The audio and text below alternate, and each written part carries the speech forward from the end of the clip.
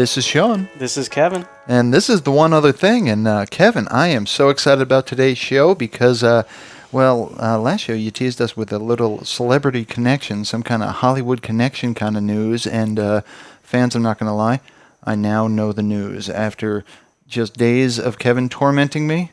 Yes. Giving me clues so I could guess. And I have to admit, did it in two, folks. Yeah. And they were kind of obscure clues, but we'll get into that. Yeah. But we're going to get into that today. We have some listener mail that we've been waiting on that we're going to talk about. And, of course, this is a Thursday episode, so there's going to be, one of my personal favorites, the What Are You section. Yep. So we're going to begin into all of that today. But before we do, Kevin, if I'm a tutor out there, how do I contact us? How do I go about doing that? Definitely easy to do. Head on over to toot@tootcast.net to send your emails. And go to the website, tootcast.net, and check us out. All the links are there to find us. That's fantastic. And as always, we love those. We love anything. We love the emails. We love the thumbs up. We love the likes. We like the subscribes especially. So please keep them coming. Everybody's been great. And, we're excited to get into this. So without further ado, first I want to address some listener feedback. And I personally think both Kevin and I had the same reaction to this. And we're both, saddened. And I think hysterical is the reaction we both had. But we did get some listener feedback from Taman that our last episode just wasn't funny enough. And I'm at a loss. I got nothing. Yeah. I know I try really hard, and I'm trying not to use laugh tracks. But I forbade laugh tracks. Yes. He's itching. He's looking at the button now, folks. But I said no laugh tracks, please. Because I think it would help. Because I think even when you watch the TV shows, that they're funnier with laugh tracks. They've proven that already. But it does bring up a point though. The consistency. But one of the core essences of the show is that. Because I started to go down this rabbit hole, and you had to pull me out. And likewise, you started to go down it, and I had to pull you out. And I think that's kind of keeps happening, and that is, this show is always intended to be just two friends doing their thing, talking about really whatever. Yep. And lately we've kind of pigeonholed ourselves a little bit into the gaming, and don't get me wrong, folks. Gaming's always going to be a big part of it, because that's a big part of what we do. But at the same token, we can expand more on movies and music for certain, things of that nature. Yeah, we do definitely. Even with the video games, we have the different interests, and we have different interests when it comes to movie and musics. So it's always going to be a lively discussion, no matter what we talk about. Without a doubt, because you're wrong all the time, and I gotta. Taman doesn't think so. Oh God, I said his name right. You nailed it. I'm so proud. But Gaiden is the next one we're working on. But baby steps. Yeah, I broke my brain by saying this wrong so many times. But that's awesome. But when I hear this episode wasn't as funny, I'm not even kidding. My first reaction was, "So you're saying we were funny?" That's true. And I was just like, I'm pleased here, and then I had to kind of reset my brain because I'm like, wait, I'm having the wrong reaction here. Yeah. So all I can say is, I think it's great that we were funny, and we'll certainly try again. But it is what it is. We never wanted this show to be scripted, and that was a big rule that we immediately made. We don't want it to be forced. We don't want it to be something it's not. Yes, so I won't bring out my notebook of jokes and puns. Okay, I'll put it away then. Thank God. Thank God. And if I ever get my hands on that book, I'm burning it. Yes. We're gonna have a Fahrenheit 451 reenactment. Yeah, I had a book about air, but I couldn't put it down. Oh my God. That is great. A book about air, but I couldn't put it down. Wouldn't that be like a book about anti-gravity? But it could be any one of those. Oh, fantastic. They're all bad. They hurt me just the same. Yes. It actually is funnier because, like me, when I quote movies or music, I always say something slightly wrong. Oh, yeah. Yeah, I love it. Yes. And that includes puns. Sometimes it rains down in Africa. It does sometimes. I don't care. That Toto's hit. No. That is a misheard lyric. Other people hear it, not just me. I'm sure they do. Yes. And you know what? You're right. Sometimes it does rain in Africa. It does happen, but that's not quite how the song went. Be that as it may, folks. They didn't have subtitles in the 80s. I do love that. I do love it that you can hear a song for the first time and sing along. Yes. And, I don't want to skip ahead or anything, but under the heading of watching, we're watching a show, and sure enough, every episode, there's a music video. I pointed that out to the wife. That I'm like, oh, here's the music video now. Yeah, exactly. They're everywhere, aren't Yes, they? yes. And I'm sorry because now you can't unsee that, but It doesn't ruin the show for me. I can use an interlude through the depression, so it's okay for me. that's fantastic. Yeah. But I like when they have the subtitles because we for years now, it's not even a new thing. We watch TV with subtitles. That's just how it works. Yeah. And I like when they have the songs on during those music videos, and you can sing along to songs you don't even know. Oh, I guess I needed that. That's fantastic. I still say sometimes it rains in Africa. Yeah, I know you do. That's Yes. great. So anyway, Haley got you the list. She sent you the list. In fact, she sent you quite a few things. I don't know how many of them you're going to get into, but you want to talk about that a little bit?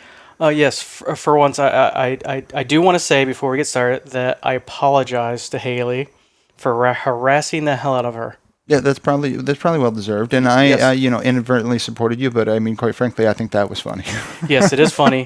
So I think it's worth me apologizing before I tease her about the list. That way, we start from a blank slate. I think that's more than fair, and I would like to apologize to really everyone for everything I do or say from this point moving forward, and really everything I've done before. So thank you.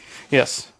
So we can talk about this list now, or we can talk about our secret news. I don't know what order you want to do. Oh, I'm going to say let's get into the list, and then Okay, we let's will. go to Yeah. The secret news. I mean, I don't mean to just make this show or this episode a teaser, but Yes. this is big. Yes. This is not like minor news. This is like holy crap! I still can't believe. So that's why I'm trying to savor the moment here. Yes. And part of it is probably that sick joy that you've gotten for the past week by just kind of baiting me along and feeding me little clues. I think I might be experiencing a little bit of that myself right now. Yes. Trust me, it was a good feeling because I don't remember when I first started teasing you. I know I didn't start giving you clues until earlier this week. I won't lie, that was Mickle's idea. Yeah. Because Yeah. Mickle's, my wife, has a tendency to just kind of make up rules, and Yes. no one knows what the game is or how the rules work exactly. But she heard that Kevin was teasing me with this bit of trivia that I was dying to know, and she immediately declared, "Well, he has to give you a clue every day," and Yep. somehow it worked when I texted Kevin that. Yeah, I gave you a clue, and I was like, what the heck, I'll give you a clue. But you didn't know till today, which is good because Yep. today's the reveal as well. Exactly. So big day. But anyway. So we'd harassed Haley previously. So again, apologies if we all want to start at zero. So apologies all around. And so this is a desert island list, correct? Yes, Haley stressed that she did not have, PC access growing up. She ended up getting a PS3 and a Nintendo 3DS, and she's now a very proud owner of a Nintendo Switch Lite. Nice. And she says, and technically a PS4, but that just morphed into an expensive Netflix system. I can kind of understand that actually. Yeah, definitely. Definitely a good video playback utility there, because I used to play my Blu-rays with my PS4 for the longest time. So You know what's crazy? Until this PS4, that's the first Blu-ray player. I've never actually played a Blu-ray in my house. they look like DVDs, but better. I'm aware of what the Blu-ray... I thought you needed help understanding this technology. All I can think of is Pulp Fiction when he's trying to explain the pilot. But you are aware there's something called the television, and Television, on that yes. television there's shows. It shows, yes. God, that was such a great movie. It really was. See, we don't talk about movies enough, but you know, another time we'll get there. So today we're talking about Haley's list. So Haley's you know, list. it sounds like this is almost a combination. Actually, I'm going to tip my hat to her for that because it sounds like this is I'm trapped on a desert island and I can only play 10 games the rest of my life, Yes. coupled with these are the games that influenced me throughout my life kind of thing. Yeah, so I believe that this may very well be the only game she's played, except for maybe 2 or 3 others. Okay. So I think this list was pretty easy for her to make. Well, gamer means a lot of different things to a lot of different people. Oh, definitely. So, so Haley gave us this list, although she did ask me today, he goes, is all you do in your show is lists? It's getting to the point where now we have 2 shows a week, and Thursday is just, really it's us just doing our thing, and of course the "What Are You" section, which is effectively "What have you been up to, buddy?" Yeah. I'd say so. That's the more pure show, but the Tuesday ones have become the list shows. Kind of list shows, but it'll change. But probably mostly gaming based when it comes down to it. And Friday or Thursday episodes become more of a free for all. Yep. But we'll just see how it goes, and yeah, we'll end up talking about more and more things. Just games are easy to talk about because we're passionate about so many different games. Well, talk about what you know, kind of thing. Yeah, You know, yeah, we have games longer than Haley. that's awesome. So, So- yeah, so starting from number 10, working Number our 10. way up to 1, I presume? Yep, her number 10, which she plays on the Switch, and I did Google this because, believe it or not, there's only a couple games on this list I don't know, and one of them was this Ni no Kuni, Wrath of the White Witch, and I looked it up, and it's a JRPG. So, Okay. I'm not familiar with it, but we dig our JRPGs. and yeah, so it looks like a standard game. It looks interesting. I read some of the plot, and it looks like it's a story about a kid going on an adventure. So yeah, I think that I think it would be a fun game. Nice. It was originally on the PS3, looks like it, but you play as Oliver, a young boy who sets out on a journey to save his mother. Well, nice. Very heartwarming. So Sounds like a nice story. sounds like a new story because I can see why Haley likes that. And that was PS3? She's currently playing on the Switch, but Okay, but it's multi-system, I see. yeah, it looks like it came out even on Windows. So Nice. you can play on Windows, PS3, Switch. Yes. And yeah, a good JRPG, especially if it's got a good story to it, you'll fall in love with the characters and it'll just be something special to you forever. Yes. And her number 9 is on the PS3, Worms Armageddon. And yes, I'm very familiar with Worms Armageddon. Oh, are you? Yes. I've played a Worms game or two. Actually, there's a Worms golf game I played a little bit of. But if I'm not mistaken, it's basically a trajectory kind of game where you're just trying to blow each other up, correct? Yes, you're just pointing, kind of like aiming and shooting, trying to get the other person before they get you. Yeah. So Yeah. you can play multiplayer, I would assume, I was or going against to the say computer. that hits all the criteria once again of as far as multiplayer, and we should entirely because I know I have Worms games. Not for nothing, guys. You can find them on bundles for ridiculously cheap. I think I spent like $3 or $5 and got like 12 games. Yeah. Something stupid like that. But it meets the criteria. You and I could play multiplayer. And even though it might be something as basic as just trying to get the trajectory to arc it just right to hit you, I could see that being a ton of fun and super frustrating. And it gives me the ability, once again, to potentially shoot you in the face. So, I'm interested. Yeah. So yeah, it looks like a game. Yeah, I definitely would play it. So that looks kind of fun. Wait. Would you play it or you have played it? I have played this. Yeah, okay. version. Just Yeah. making sure. I don't remember when it came out. I think Worms Armageddon is pretty old. I think it came way before PS3. I'm not sure when it came out. Oh, it came out in 1999, so it's been around for a while. All right. So yeah, single multiplayer. Yeah, definitely a blast. I definitely play it.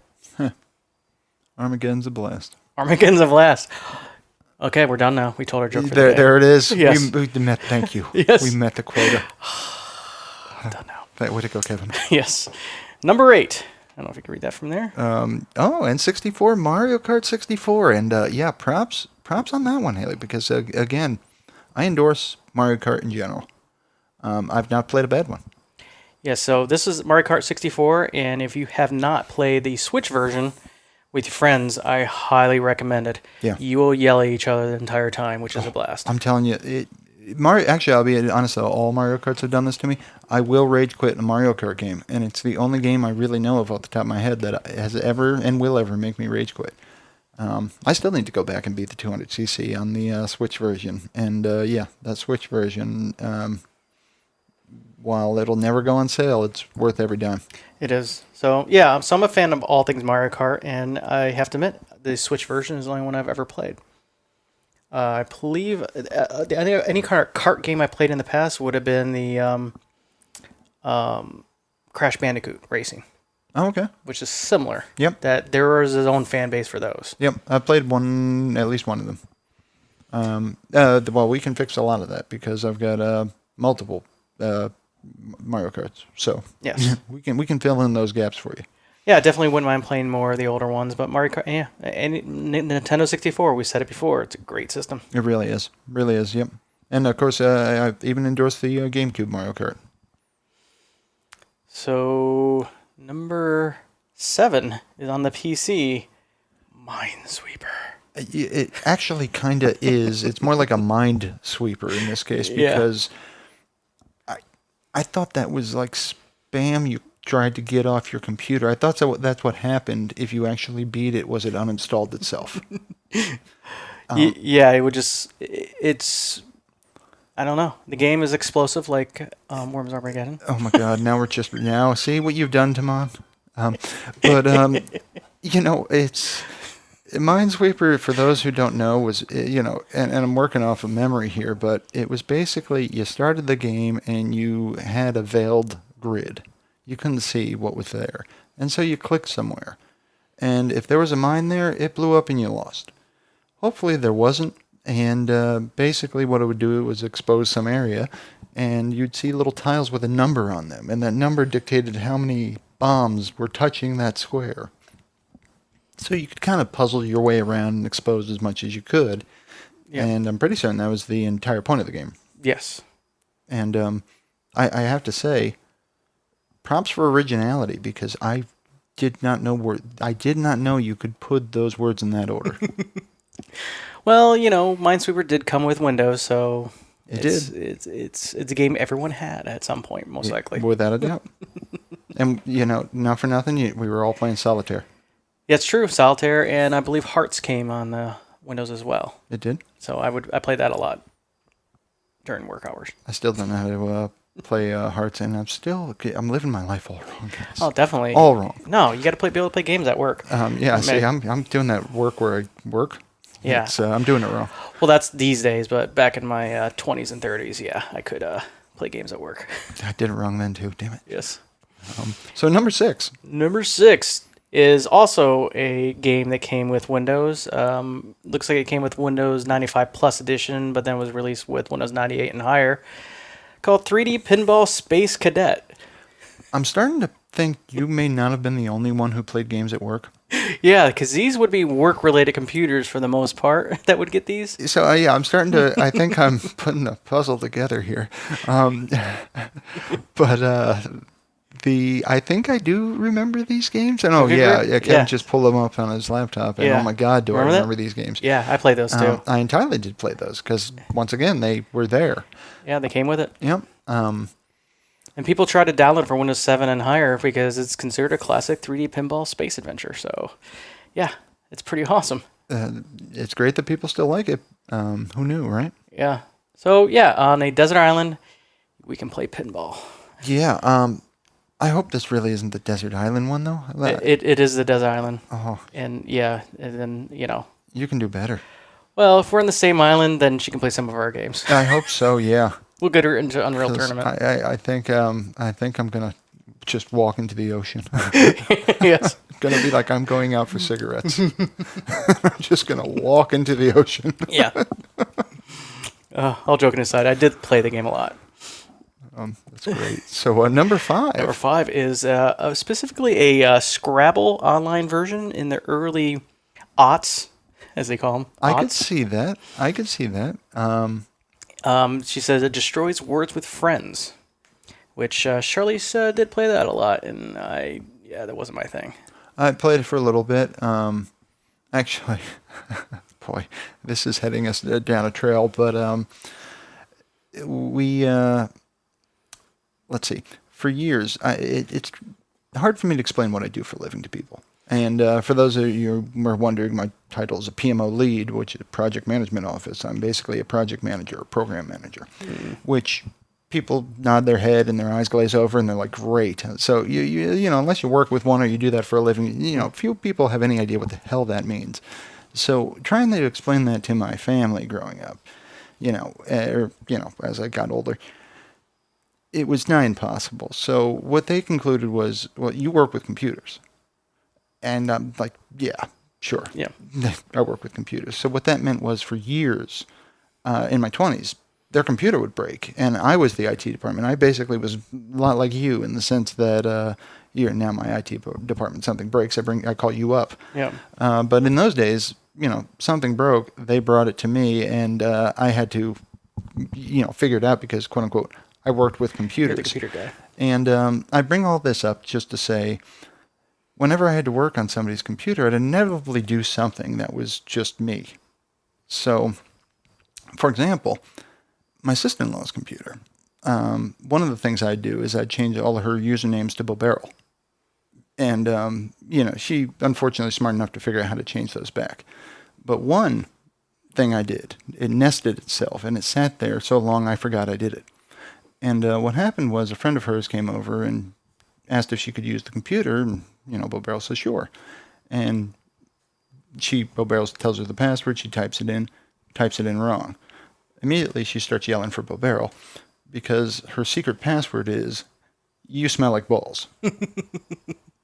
Because that's funny. Yeah, that's what I do. Yeah, exactly. Yeah. So, I got a call about that, an earful about that. And I have to admit, I cried a little. I laughed so hard at that one because didn't remember doing that. But the reason Scrabble makes me think of that is, once again, Word with Friends. So years later, Words with Friends becomes a thing. And I become friends with Bobarrel on it. And we start playing some games. And my username is basically USMLLKBLLS. So if you can piece that one together. And it took longer than you would think. Oh, to figure out what the username was. That username? And I actually think we were together when she pieced it together. I think it was Thanksgiving or something. And all of a sudden we're playing that and, sitting in the same room. And she yells, "You smell like balls." It was fantastic. And you're like, yes. And that's around the time I stopped playing Words with Friends. But yeah, I mean, they're fun. It's, you got to be smart. I'm not. Well, I have my own Scrabble story, but I will say that when I was growing up and I told my parents I start working with Cisco routers or Cisco equipment, they're like, "Oh, we see their trucks delivering food all the time." Exactly. Yeah. So they start asking you. You see, if you were anything like me, Yeah. I would just keep like a bag of frozen chicken in my car because I'd be like, "Hey, can you give me a chicken wing?" Sure. This is what I do. Yeah, it's just easier. So when I first started dating with my wife, I went to my future in-laws' house to play Scrabble. I have never played Scrabble in my life, not once. Okay. So the rules are. I love where this is going. Yeah, the rules seem pretty simple, and I thought as a fully formed adult that I could comprehend everything about it, and I thought I could. So I'm playing the game, and I'm doing really well. I am doing better than well. I'm like destroying everybody. Then all of a sudden, my father-in-law looks at me, looks at the board, looks back at me, goes, "There's not this many blank tiles in this game." So they start flipping over the tiles I put down were blanks. There were letters on the other side. And I'm like, "Oh, I must have just picked them up that way." And oh no, it didn't matter. Didn't matter. They all started calling me Blanky for the next 6 months. Oh, that is great. Hey, Blanky, how's your Scrabble game? That is good. Yeah, So basically you were cheating. Not on purpose. I was literally stupid. So I'd rather that I was cheating on purpose, but I was stupid. Oh, that's awesome. I don't know how I grabbed him and didn't put him in the right side. I literally was excited. Oh, I got some blanks. Yeah, you must have thought, I'm the fucking Scrabble master. Yeah, I was like, man, I'm destroying everybody with all my wild cards here. Oh, that's great. Yeah, so I don't play Scrabble anymore. Oh, that's great. You gave up? You're like one and done? One and done. I was like, I can't. It was traumatic for me. That's awesome. Well, so no Scrabble for me. I've actually played a few PC Scrabble games. I honestly can't say for certain, but I may have played this one, and it's Scrabble. I mean, what's not to like? It's good stuff. Yeah, Charlize plays with her brother, and she went and purposely learn all the weird words like QI and Z something. Oh, that's hardcore. Just so she can never be stuck with those letters, Yep. So that's the much as I know about Scrabble. That just blank E. Blanky. Yes. That is super. Yes. Well, boy, I will do my best not to call you Blanky. I know. Too It's often. terrible. It hurts. Yep. It still hurts. Yeah, I'm definitely going to. That was about 12 years ago. I'm going to use it sparingly, but I will bust it out sometimes when it feels right. Yes. You say in front of Charlize, she'll know exactly what you're talking about. Exactly. I'll get more bang for the buck that way. Yep. So number 4. I know what this is. Oh, yeah. On the PC. The sequel to Myst 2 Riven. And she thought that, we might pick Myst down as her favorite, because I know for a fact she loves Myst and all the games therein. but she likes the world better in Myst 2. If she's gonna, so she Okay. actually said if there was a, so she, this one is the one that was probably a harder pick for Haley, where she goes, if there's any Myst game I want on a desert island, it's the second one. Interesting. I don't blame her. I think the second one was more fully filled up and better and a more interesting island. Did you play through that one as well? I personally have not, but I do own it. I purchased all the games on Steam for like $5 one day. Yeah, exactly. If you're into this kind of thing. Eventually I'll play it. I played the first one. I don't think I played Myst 2. I definitely played the first one long enough, which wasn't long, to realize that, I think like I said in one of the shows, I think for me it's just pissed because I'm like, wow, this is a really difficult puzzle. Yep. I think I'll go, stab my eyes out. Well, I think at the time there wasn't much else to play. I think Myst was revolutionary when it came out, so it was either a text adventure Zork or this. Yeah. So I think that's why it had some staying power when it came out. Well, like I said, when I was little, we lived in the country, not much to do, so it was basically, video games or bang your head against a tree, and I think in this case, I think it's just the tree on this one. Bang your head. Yeah, I was like, you know what? Yeah, let's go give that tree a bang or two. Come on. Yeah. But yeah, no, again, it's they were great games. They looked beautiful for their time. It was outrageous. But again, just not my jam. Yeah. Nothing wrong with them. No, but, Good pick. I like puzzles, so it'd be my jam too. Yeah, I'm just not smart enough. I'm like, yep, that's complicated. Yeah. Well, it's even easier nowadays because back then you didn't have Google to say, how do I get out of this room? Oh, yeah. Exactly. Yeah, now I could beat any of them. Oh, yeah, just follow the guide. Exactly. That's why playthroughs are awesome because you watch somebody else do it. If you're going to go that route, you might as well watch somebody else play it. And I have, to be honest with you. Games I couldn't beat, I've watched a few playthroughs where I'm like, that looks easy when he does it. Number 3, a PS3 version of Journey. Terrible game. Yeah, awesome pick. Yeah, I'm telling you, I highly recommend it. I was so pleasantly surprised that I liked it as much as I did. Yep. I honestly haven't played it since that first time. The first time, though, I sat down and I beat it, I think, twice in, seriously, not long, a couple hours.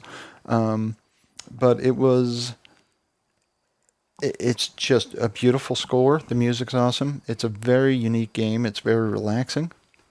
Yeah. And even when I missed something, it was kind of saddening, but at the same token, I wasn't crushed. I was like, whatever. I'll play this game again. It's you don't feel pressured in any way, shape, or form. It is very zen. Yeah, I would say that nowadays, even though as a whole, the game isn't like that, but Death Stranding, the game is basically your UPS man for the entire game. And I hear there's some exciting parts of the game, but from what I played it, there's parts of the game where you're just looking and walking on these beautiful landscapes, listening to this beautiful music, and you're Norman Reedus. Nice. So it has the same vibe in the beginning, although I know it's going to change a lot. But I found that was a similar vibe to Journey when you start playing it. Nice. And eventually you start seeing real people helping you out by leaving bridges and stuff. So it has, I don't know, I feel like they owe Journey some credit. That's interesting. That world building. Huh. That's very interesting. Yeah. With that, I mean, again, Journey's a great game, but that Death Stranding, that's so it's basically the Norman Reedus gets a job for UPS simulator? Yeah, and over like great landscapes and mountain ranges and stuff, and you have to, in real time, make it there. Nice. Without dropping it, because that will lower your points and score. Okay. So, yeah, interesting game. I did start playing the PS4, but I think I'm going to play on the PC version. Yeah. For obvious reasons. Exactly. Did you get the PC version already, or you no, waiting for it to go on sale? But I did see a notification that it's on sale today at Steam. So since it's a new game, it's probably only $5 off so far. But I'll take a look. But I did get a notification that Death Stranding, my wish list, is on sale right now. Yeah. Well, after Christmas sales are coming up, and I know that people are like, "Oh my God, Christmas! It's so far away." But you blink, you miss it. Yeah. It's gonna be here soon. It really will be. I got to start shopping seriously. Yeah. So number 2. Number 2 for the Switch, the COVID-19 special, Animal Crossing: New Horizons, and I say that seriously. That it's well known, and even in the Wikipedia article, that if COVID-19 didn't hit, this game may not have been anywhere near as popular. Oh, I agree. Yeah. I mean, let's face it. Video games are bigger than ever because of COVID-19. Because what are you going to do? You can't go outside. Yeah, so this is a very social. I don't know if you've seen any videos on it, but it's I'm loosely aware of kind of it. farming, trading simulator, catch pets, invite pets to your farm, build things, buy things. Is it your farm or is it your town? I think it's your town. I think it's an island actually. Oh, and you're just trying to get like animals to settle and Yeah, such. yeah. I'd actually read a little bit about people selling inhabitants somehow, Oh, like yeah. for real currency, That's- because that's a thing. Yeah, people like more things in their island. Yep. And I would say in my 20s and 30s, I played games like this. I just got more into more of the bigger bombastic games lately, but Yeah, my problem with this kind of game, and it's, note my words, my problem. I'm sure I'd love that kind of game, but it requires time, and that's a precious commodity I don't Yeah. have enough of. So it's, I'm sure I'd love it, but I haven't had the time to devote to it. yeah, you got to log in every day. From what I hear, everything's real time, so nothing accelerated. So Oh. you're growing crops, you got to come back in a month or Okay, something. I can so, tell you already I'm not interested because I hate when I work for the game. Yeah, but if you can't go outside, there's people out there who's like, this is it. But I got a job and Yeah. it pays me. Like, I don't want to work for it. Like, if I miss 3 days, I don't want it to be, penalized for it. I don't know how bad it is. We can, at some point, since we can have call-in people on this podcast now, with the new mixer, maybe we can have Haley come in and explain to us why the game's so awesome. Oh, yeah. No, people love it, though. It's I mean, number it 2 on is our list. huge. I actually read today you can get little downloaded signs for Biden into your town. Oh, jeez. So you can support Biden in your little Animal Crossing village.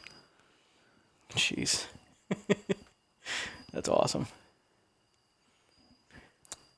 So where did we leave off? Now we're down to dun dun dun dun number 1. Number 1. Yeah, it's a PC game, a really old PC game called Pets with a Z 4. I kind of loosely remember these, and they were, I mean, if I'm not mistaken, they were digital pets. Once again, actually, talk about requiring stuff from you. If I'm not mistaken, you had to, like, feed them and stuff, or they'd starve and such. Yeah, I'm not sure. I believe Haley did show me some examples a long time ago. But yeah, it looks like you have these pets in the game, and from what I hear, people are still modding these games to this day. Oh, I'm sure, yeah. And they're adding, and there's like, whole catalog of AI you can program into these animals to have certain behaviors that are more than just a script. Okay, yeah. So yeah, they're learned behaviors. I think they can just, start caring for each other or liking each other or hating on each other. But yeah, there's a giant following because there has never been a game quite like it since. That you can just throw some pets in the game and have them just, you don't have to do much other than give them toys. That's fantastic. And then they interact with the objects you give them. Yep. Yep. So yeah, so there's intelligence behind it, whereas way more than just, pictures or pixels on a screen. So definitely a very devoted fan base, and yeah, people try to make it work even in modern computers now. And yeah, I can see people liking it, and very popular.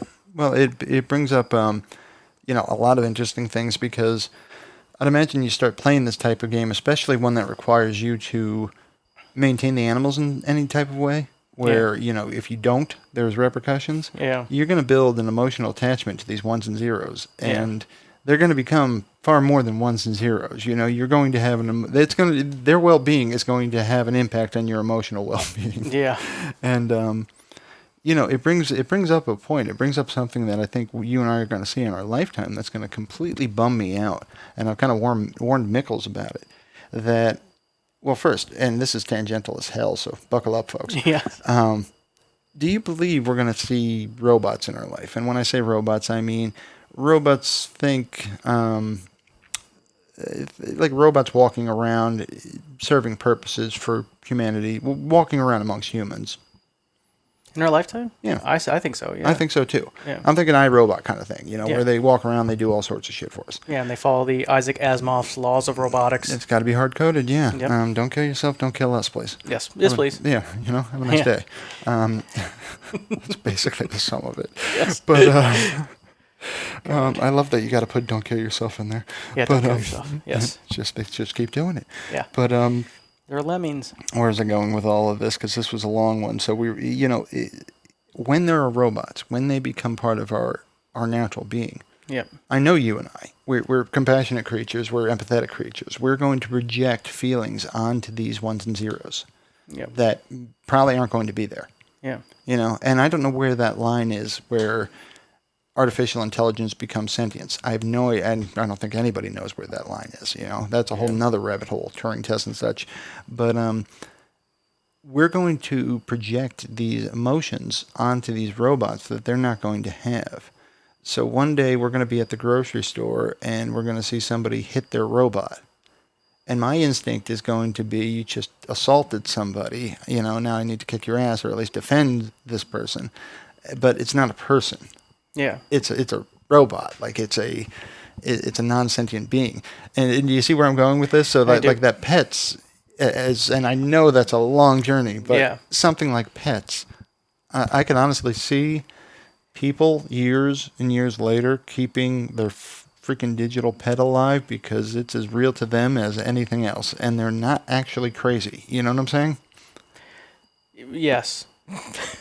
I No, mean, yeah, they're not actually crazy. Yeah, exactly. Well, they're not any crazier than anybody else. Oh, okay, that's different because we're all crazy. Exactly. Okay, Okay, gotcha. yeah, they're fucking nuts, Gotcha. but so are the rest of us. Welcome to the club. We'll get you a hat. Well, if that's your sentiment, I know it's not your thing, but I do have a game that on the PS4 that if you don't want the game, you definitely watch a playthrough or two of Detroit Becoming Human, because that's that exact sentiment. That's the whole game. Is the question of when does a robot become a human come Yes, in? and when you start treating them like garbage and destroying them, if they decide to, have a revolution, for example, Which they inevitably do will. you blame them? No. So this game, it's one of those games. I don't know. There's a few games out there where it's almost a pick a path, but there's branching. Like if you saw a chart of all the branching options, there's like 30 different endings. It's everything can be different. You can end you follow like 3 different storylines, and you can end one in the first hour of the game and never see them again. Nice. Or you can play them all the way to the end of the game. I just call it a speed run and then congratulate myself. Yes, I won. But Detroit Become Human, I played it twice, and a completely different game. Twice, and very enjoyable.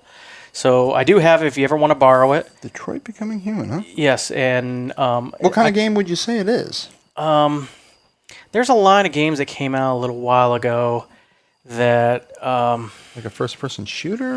no, it's a story-driven game. So is it more like a choose-your-own-adventure? Am I not really moving or interacting? You can walk around in the game. You can do things. I have to also tell you, it's one of the most beautiful games I've ever seen in my life. Looking at you're showing me a video now. Yeah, Can't wait till we're recording. That's from Shawshank Redemption. That guy. Highlander. What's his name? Oh yeah. No, I know he's in the exactly who game. you're talking about. Yeah. Yeah, so a lot of great actors in the game, but yeah, so you make decisions. But you can for the most part in the game, you can walk around and investigate all you want, and you make choices, and you can make completely different choices and completely change the game. So I do recommend the game, but yeah, I would say it's a playable story, like a movie, like a playable movie. Was it Krogan? Krogan, yeah, the Krogan. I was fucking driving. Yeah, me you're nuts. right. So the Krogan, and he's my favorite character in the game, by the way, because he plays this drunk cop, and I just mean, and I love him. Okay. Yeah. Good actor. So great game, and you can tell they got the facial animations, and Mr. Robot, the game that came for this was a horror game Until Dawn, that has the guy from iRobot, not Mr. Robot. Okay, yeah, Queen there. Yeah, so it's the same game. Which I'll think of his name too in a minute. I also have that game, but it was a download, Until Dawn, and that's this game but horror. Rami Malek. Yeah, Rami Malek, that's it. So Until Dawn. So these type of games came out like 4 or 5 years ago, and it's become popular because they're intense games that feel like you're just playing through like a movie. So Until Dawn's one. I played this one too. Nice. And they're all branching paths. You can kill all the kids. I got to play more horror games. I definitely have to because I like it and I have hope for them being scary. Yeah, this one's the Saw scene right here. Oh, that's Rami Malek. Did you see that? I could see why they call it that. Rami Malek. And this is, I'm sorry, this is PS4? PS4. Okay. Until Dawn, did they release that on PC? They may have just recently. Yeah, I mean, like I said, there's a lot more making their way to PC. Oh, the PS Now. So no, it's not really on PC. So PS4. PS4 is a great system. So, but again, it doesn't matter. It's not one of those games where you don't have a life meter. You just make a choice. And if you die, you die. Yep, exactly. You know. Can you save? Um, Some you can't even save. yeah, there's no real saving, but you can replay chapters if Okay. you didn't like the Yep. result of the chapter. Yep, So that's the best you can do. it's something. It's something, but every one of these games I always recommend the same thing. Play it from beginning to end, see how it turns out, and then play it again. And then if you didn't like the outcome or get the exact same outcome and you made a mistake, then just replay that chapter. But they always recommend never replay chapters until you complete the whole game first, just so you can experience it Makes sense. as one big whole story.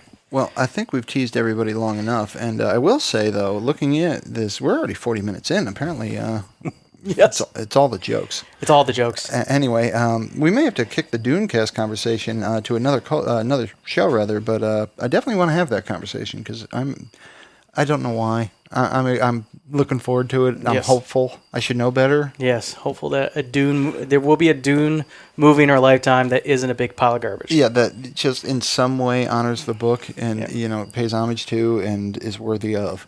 I know it's too much to ask, but I'm asking anyway. On that note, again, we got to talk about things. The Hyperion Cantos, Dan Simmons, just 4 books, unfucking believable. Somebody out there in Hollywood has got to read them and make a movie. Better yet, make an HBO miniseries. I'm entirely ready to watch the Hyperion Cantos. Yeah, that's what everyone says now. Make a miniseries on cable. That way it's good. Yeah, this would be so good. Oh, they could do such a good job. It's half written for you guys.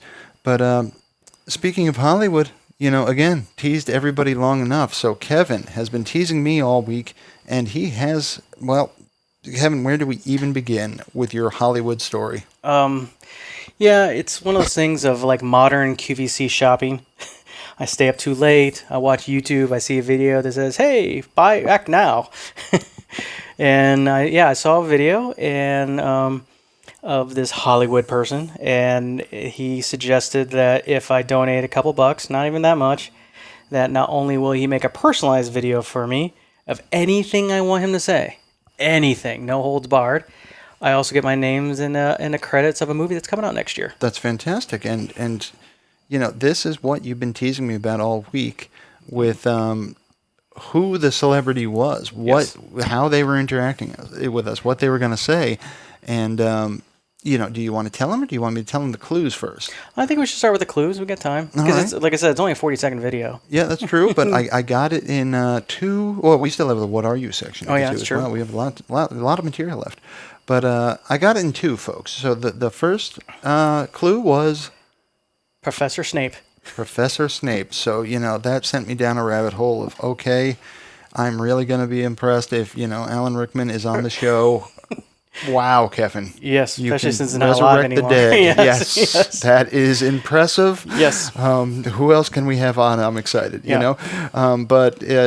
So I ruled that one out, and I started going down the list, and I came to the immediate conclusion, I have no fucking idea. I need more clues. Yes, and I knew the clue number 1 was only the first, pebble, the first little, Since lead I you had down to the make a line. guess, it was Bruce Willis, Yes. and that was via the Die Hard connection. Yes, I could see that. So that was my guess. Or Kevin Costner, maybe. My Yeah. first guess was definitely Bruce Willis is somehow connecting to the show. Yeah, no, this is not that kind of celebrity that I got, but It's definitely it's awesome. I'm happy.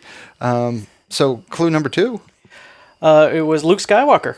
Luke Skywalker, and that did it, folks. That was enough. Yeah, my wife said there's no way Sean will get it. I even told her in advance what clues I'm going to give. I actually listed out 5 or 6 clues that I was going to go down, and my wife said, "Yeah, those are dumb." Yeah, I actually got it last night. I just texted it to you this morning. Yep. But with that, I was able to immediately say, okay, Yep. what do Mark Hamill and Alan Rickman have in common? Yes. And as it turns out, there's really not a lot. Thank Not a God. lot.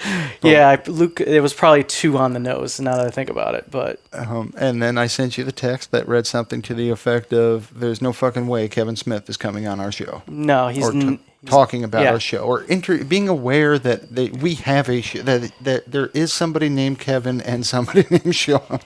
Yeah, but as it turns out, yes, Kevin Smith knows about our show, talked about our show, and told me what he thought about our show. And that is fantastic. And because of your hard work and our investments here, you now have a way to immediately play this, and it's going to be audio only now. But in the very near future, I believe you have plans to get the video where exactly? Everywhere. That's a good way to do it. That's what I do. Yeah, so there's no like restrictions of what I could do with this video. I will print it out and put it next to me when I sleep as well. I'm gonna print out my video. Yes, I'll print out a screenshot and I just put it in my wallet. I make wallet sizes. Oh, that's great. Yes, if I wasn't already married, I'd marry this video. I'll take two of the wallet sizes. Yeah, to the wallet. Yeah. I'll make some wallet sizes. But yeah, this is gonna go everywhere from Facebook to there's a YouTube teaser spot. I'll put it there. I'm gonna do everything I can so everybody sees this video, because it's not just because we're now celebrity endorsed. Kevin just did a nice, heartwarming, wonderful job with this video. Oh, without a doubt, I think it's great. I mean, I think it's funny. It's funny. I think he's. I think I even go so far. We were debating this before the show. I dare say he's even making fun of us a bit. But you know what? I think that's great, and I think that's better than not, because we are self-deprecating. Yeah, we definitely are. And so Kevin Smith. It's definitely he's in our demographic. We've watched his movies growing up. Without a doubt. Clerks is definitely part of our quotes we, say all the time to each other. Clerks is fantastic. I mean, and because of our age, we say this, I'm sure, but go back and watch it. It's still fantastic. It's just, there's so many things in there that have just become a part of my life. In fact, we texted about it today and I actually fought it because, unfortunately, since that movie, if somebody says Chewbacca, that's fucking it. What a Wookiee. It's just all I hear. It's all I hear. So I don't even want to hear the name Chewbacca again, because I'm just going to go around for like half the day and think, what a Wookiee. What a Wookiee. I mean, seriously, what a Wookiee. Okay. But then you hit me with the next one, and I'm trying rapidly to text, please don't. Yeah. And before I could, you bust out the berserker. Oh, Jesus. Yep. So, Yes. it's fantastic stuff. I mean, don't get me wrong. It pains me because it's going to be stuck in my head the rest of the day. Yes. But it's great stuff. And I mean, it's just, the movie is hysterical, so quotable. Yes, definitely. And I'm a fan of most of his other movies as well. Exactly. Yeah. A couple that I didn't care for, but yeah, there's a whole list that just is through the 90s. Of my college years that I was like, yeah, this spoke to me. Oh, yeah. No, I'll focus on the positive and say, Mallrats, huge fan. And, I don't say this lightly, folks, and I'm not even making a joke. Chasing Amy made me a better human being. Yeah, I can see that. I wasn't mature enough mentally, and I needed a different perspective of things, which not only changed my perspective on I picked up what he was laying down. I got the message loud and clear of Chasing Amy. But beyond that, it kind of raised the specter of, well, if you never thought of that perspective before, what other perspectives aren't you thinking of? Yes. Yeah, it makes you start thinking about, how you're treating other people and your expectations. Precisely. Yeah. So, yeah, that movie stuck with me as well. Yeah. Definitely. So, and I always say, I pride myself on treating everybody equally, pauper or king. I treat you poorly. Exactly. It just doesn't matter. So, are we ready to debut this clip? I am very excited, and I hope you folks are too. So, not to be overly enthusiastic, but this is cool stuff. So I think it's awesome, Kevin. So, take her away. So, without further ado, this is Kevin Smith. And again, I just want to be clear, I gave him like 150 characters of what to say. And he used a couple of those characters. He just went and did his own thing, which is awesome as all hell. So, check it out. Hey man, it's me, Kevin Smith. Let me ask you a question. Do you like Kevin Smith's interesting tangents? So does tootcast.net. Wrangle your way over and check out Sean and Kevin's show, man. The One Other Thing. It's a gaming podcast. We need more gaming podcasts. The idea of talking about something you can't see, that makes sense, and it's good, and people like that sort of thing. So what are you waiting for, man? Go stick The One Other Thing in your goddamn ear hole. You're going to love it. Sean and Kevin are fantastic. The only other Kevin I care about in this world. So there you have it. I'm still in awe. I won't lie, folks. I watched this about 3 to 4 times before we even started the show because, again, right before the show was the first time I got to see it. But that is... I don't even know what to say. You got him to say our name. Now, granted, getting Kevin Smith to say the name Kevin... Yes. I suppose that in itself isn't much of a stretch, but No. you got him to say it when referring to you, my friend, and holy shit. Yes. So he made a video about us, and I'm beside myself on having that. And then on top of that, they will put my name in a movie, and the movie is going to come out in 2021, and the movie is going to be called Wrong Reasons, and it's made by Kevin Smith's friends, Liv and Josh Roush. And Kevin Smith will be producing it. I don't want to brag or anything, but I think we are now like 3 degrees away from Kevin Bacon. I think so. I didn't think I'd make a Hollywood connection. A pole boy from Ohio. It's just amazing. Yeah. Dude. So I had no idea, and he said it in such a way that that's Kevin Smith. He made it Kevin Smith. It was awesome, and I understand that there was money involved, but nonetheless, that was fucking awesome, and I am stoked. In the scheme of things, it wasn't much money. It was more of a donation to help out this with the next project indie flick, and I was happy. I would be happy to do it even if I didn't get anything out of it, really, because I love Kevin Smith that much. Sure. So the fact that he did it, and what'd you say earlier? Silent Bob broke his silence. Is that what you said? Oh yeah, Silent Bob spoke on our behalf. Yeah, he did. And he did it in such a way so that I love him even more. In fact, I feel like having like a Kevin Smith marathon, of just the select movies. Yeah, of course, yeah, and I definitely feel the same way. And just for the record too, Silent Bob's not even a nickname. It's Silent Bob is Kevin Smith. Kevin Smith is Silent Bob. Yeah. To me, they're one and the same in the sense that I understand that was a role, but that's how I learned about Kevin Smith, and that that kind of opened the door. One thing led to another. Yeah, and so it does say I don't know. It's very personal. Of his movies meant a lot to me when I was in my I guess my teenage years. You would say. Sure. Yeah. You're even your early 20s. I would Yeah, think. I definitely. can't remember the years exactly, but They were in the 90s, so they go quick. Yeah, it goes quick. So I was probably if it was in the mid 90s, I was over 18, but. Okay. Definitely the age where I would love to hear somebody swear about some weird, obnoxious things and, sell drugs outside a convenience store. I think it was hilarious. It happens, yeah. Yeah. So, definitely a big fan. So I think it was a perfect endorsement. There's a lot of celebrities out there. I didn't want to pay for some greeting card version that just wanted to say happy birthday to somebody. I wanted a good, heartfelt, and I knew Kevin Smith would do a great job. Absolutely, and picking somebody, if you got to pick somebody, you might as well pick somebody you love. So, I mean, holy shit, Kevin Smith. Yeah, and I do listen to his podcast. He has like 3 or 4 of them, Smodcast, Hollywood Babylon, a bunch of others, and I do recommend listening to him because, he is a professional tangent creator in a conversation. He can go on for a long time on some other topic, and I totally respect that. Well, without a doubt. We dabble ourselves. We dabble, but we're not quite experts yet. We only go on a different tangent for like 5-10 minutes. He goes on for like an hour. So, I bow to you, Kevin Smith. Yeah, I don't think I'd ever find my way back. Yes. It takes a while. I would need a notebook, or a map. I have a notebook, and it's still barely hanging on. Doesn't help you get back to the main topic, yes. So I feel like that inadvertently we have modeled our show similar to the way Kevin Smith does his shows, which is pick a topic and never talk about it till 20 minutes or 30 minutes go by. You know what it is? It's that topic sparks so many other conversations because, you'd said it early on. A lot of the show is just about us learning either about ourselves or about each other. Yeah. And it comes out as we talk about these things. We talk about pets, and next thing you know, we're in a deep, deep rabbit hole. That's how it works.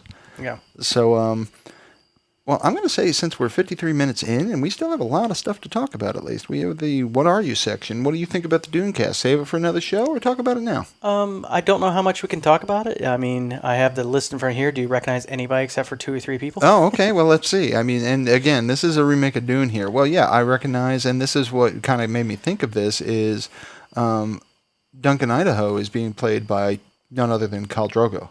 Yes. And I even know his name is Jason Momoa. Yeah. But Khal Drogo always will be. Just that's his nickname now. Yeah. He will forever be Khal Drogo in my mind. And good on him. And then Dave Bautista, who is he? Dave Bautista. He was in Guardians of the No, Galaxy. no. I know who Dave Bautista is. Oh. Thank you.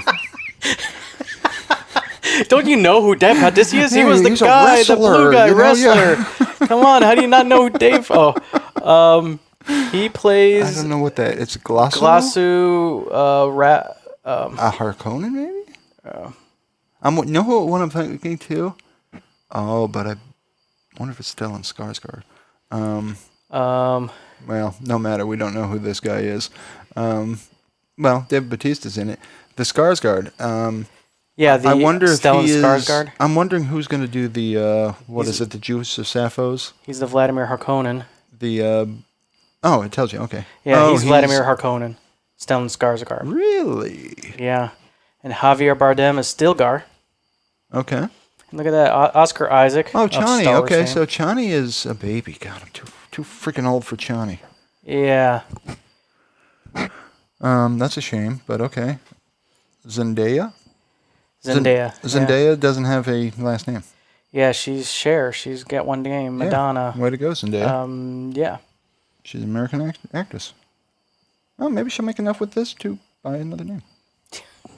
I don't know her. And I don't know Paul Atreides, Timothy Chalamet. I'm assuming I'm pronouncing it right. I'm sure I'm saying it wrong because I can't even say Taman's name right. I'm giving you the Chalamet, actually. I'm half impressed. You think I hit that, Chalamet? I think you did.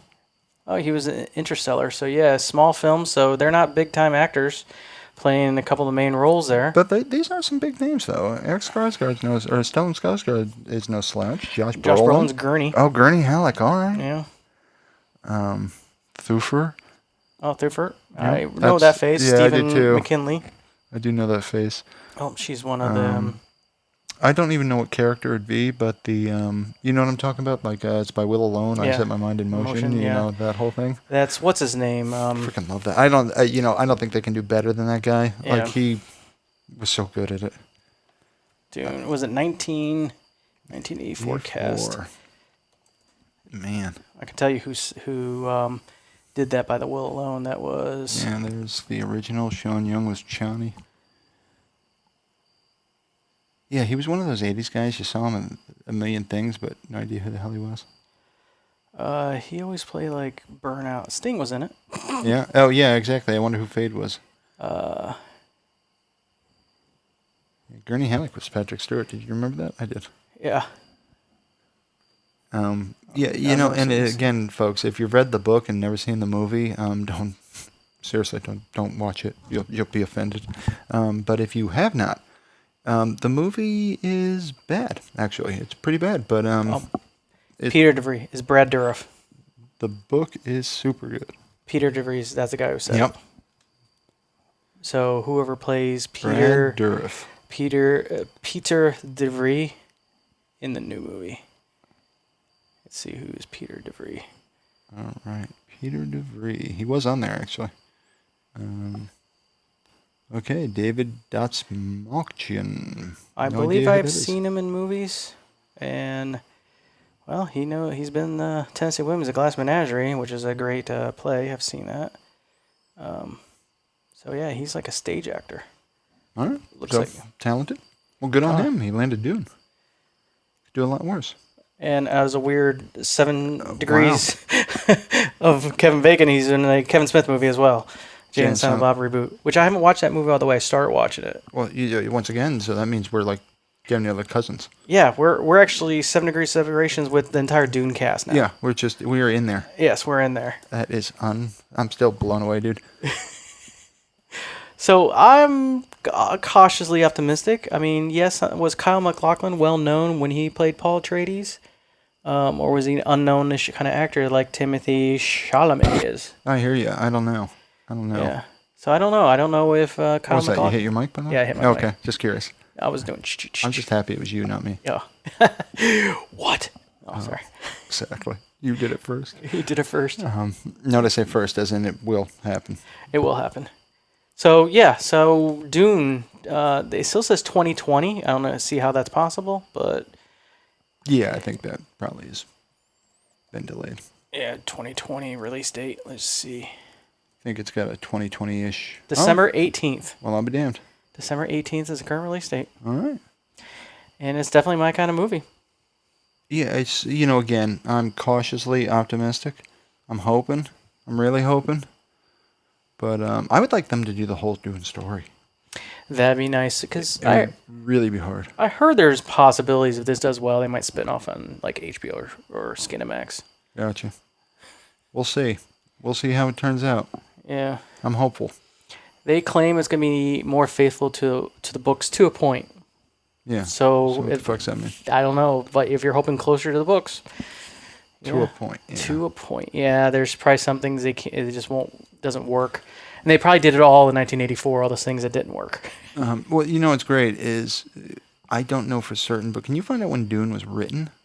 I'm going to say latest was the 60s, in the early 60s. I think it was the 50s. Dune by Frank Herbert. Book. I spelled his name wrong. I saw that. 1965. 65, okay. Yep. That's, when you think about it, that too is holy shit amazing. Yeah, he wrote that in 65. saw this other world in his brain. Folding space and the spice and the politics and the Bene Gesserit witches is such a complicated rabbit hole there. Yeah. It's amazing. Yeah, his whole theories on wormhole kind of basically is what he's describing. Yeah. Is way ahead of his time in 65. In 65 he was writing that. It's just crazy to me. What a talent. Yeah, if you can tell that we're Fallout video game nerds, we're Dune nerds, we definitely lean sci-fi. We both like fantasy, but I think we lean pretty heavily sci-fi. Oh, without a doubt. And yeah, once I realized that too, I just embraced it. I read almost when I do read leisurely. I just I read sci-fi. Oh, this got the same award as Babylon 5, the Hugo Award. Yeah, that's I'm fantastic. just saying, they're both the same award. You can't even just bite your tongue. Bite your tongue. I can't help it. I love Babylon 5. Dune and Babylon 5 aren't even playing the same game. Yeah, what about Dune the movie? Okay, and yeah, Babylon 5, that'll the give it TV to you. series? They're fair. That's equal footing. Yeah, so there you go. Yeah, it's awesome. So that's all we can say about the cast. I think we know some people, and some people we like a lot, like Dave Bautista. Who was he? No, It's fantastic. he's probably one of the Harkonnen guys. Rabin, yeah, Rabin. Oh, Rabin, he was the cruel one that crushed the bug. I remember. Yeah, Yep. that's who he Yep. is. That's I can't He's read. gonna That's Rabin. squeeze them. Yep, you're right. Yeah, so he's gonna be a bad guy. Boy, we do know this. I know this shit, huh? Yeah, we've been around. So yeah, that's the thing. There's weird things that we crossed. We like exactly the same, and some things we diverge, and Well, which that's is what makes cool. it fun. Yeah. Yeah, but Dune we crossed because I really, even though it was a terrible movie, I've seen it 30 times. Oh, thank God. I can't thank it got enough for this one that I saw the movie before I read the book because, boy, if I'd read the book and saw that piece of shit, I think I would have staged a riot. And believe it or not, I've actually read the book after the movie. After the movie, yeah. Because there was a You time, can do that. there's a time when I could read, and it was, I would say is about, 1990 It was to fleeting. 2005. Okay. It really was about those years I read books. I've been distracted ever since. busy. With other stuff, making podcasts. But I told you about that guy that I read the story about. A guy gets pulled over, hasn't gotten an inspection in like 15 years. yeah, And a cop comes to us one day, he says, I've been busy. I've been busy. Just can't imagine. Yeah. If I was a cop, I'd be like, you know what, go get that taken care of. Yeah. So I'm still looking for the movie, just like you, just because Jason Momoa is in the movie. He's Duncan Idaho. Oh, yeah. That's And awesome. I do like Stellan Skarsgård. I think he's great. I'm not even kidding. I like Dave Bautista and stuff. Yeah, I think Stellan Skarsgård is interesting because he's obviously going to be a bad guy. So I'm not used to seeing him as like the evil guy. Well, his whole family's talented. Like his kids are. There's like a million Skarsgårds. Yeah, and they're just uber talented. Yeah. Yeah, his sons are Floki and Eric. Eric is from True Blood. He was like the main vampire, and Floki is from Vikings. Yeah. That's how I think of him. In a flip-flop, Javier Bardem usually plays some evil killer or something, and here he's playing Stilgar. Isn't Javier Bardem the bad dude from No Country for Old Men? Yep, where he used a. He was so fucking. The quarter scene in that alone is Yeah. worth the price of admission, folks. That was so good. So yeah, he's well known for playing baddies, and here's playing Stilgar, which is kind of a hero. So I think it's Do you remember the scene where he walks in the old man's store basically, Yeah. and he flips the quarter, and Yep. the dialogue there is worth the price of admission. It's so fucking good. definitely. Anyway, So yeah, we went through the script. Or not the script, but the cast, and and I do like Oscar Isaac. He can do anything. Remember, he's the one that was in that robot movie, where he basically imprisoned that robot that escaped in the movie. Ex Machina. oh yeah, okay, yeah, no, You I'm with don't recognize him Yep, because he was all shaven head, and yep. But he's also in Star Wars. So Oscar Isaac is as Leto Atreides. He can pull it off because he can be anything. Sure. Because you wouldn't know him from one movie to the next. He is a chameleon. Well, it's not going to matter anyway. And he's not gonna last long. Yeah, spoiler. Yeah, we know the story. Yeah, he's gonna be the Sean Bean of the movie, huh? Yeah, exactly, pretty much. Yeah. He won't be in the sequel. You don't have to be good very long. Yeah, but I do like even the original. I really expected the actor who played the Duke Leto Atreides in the first movie in 1984. I thought he was a great actor. Chris Christopherson. No, in the original cast. Yeah. What's his name? Dune. I'm thinking Original Christopherson. cast. Who played Duke? Be right, Sean. Come on, watch me be right. Jürgen Prochnow. Oh, I'm thinking the wrong fucking. Leto Atreides. And yeah, he looked like, was what is hoping a for young that. man. Yeah, I thought he was awesome as the Duke Atreides. Yeah, there's no one remembering that name. Jürgen Prochnow. I think he's dead now. But, Oh, fair odds for. he was in Seventh Sign. He's been around. He was in Twin Peaks as well. So yeah, he was. He wasn't in the movie much. Yeah. In 1984. It didn't matter much. But he was. You can tell he was a great leader. I so enjoyed it. Oh yeah, that was definitely an old picture of Jose Ferrer. He was the Emperor Shaddam IV. I was just wondering that too. Yeah, Who that's a was young Saddam picture of him. IV? Yeah, boy. Yeah, these pictures aren't fair. Yeah, and Vladimir Harkonnen. He didn't look like Yep. that in the movie. Oh no, I remember though. Yeah. Yeah, look. This picture looks a little more like the Emperor's face. Yep. Yeah. It's one of the horrible movie I love watching. I don't know why I like watching the movie. It was good. I mean, and it was a David Lynch movie, so Yeah. it got a little artsy fartsy at times, but I liked it. It just was cool, and then the excitement when they rode the worms for the first time. I Yep. just like using a technology involving sound. There's so many lines I just enjoyed in the movie. And if I'm not mistaken, that entire soundtrack was Toto.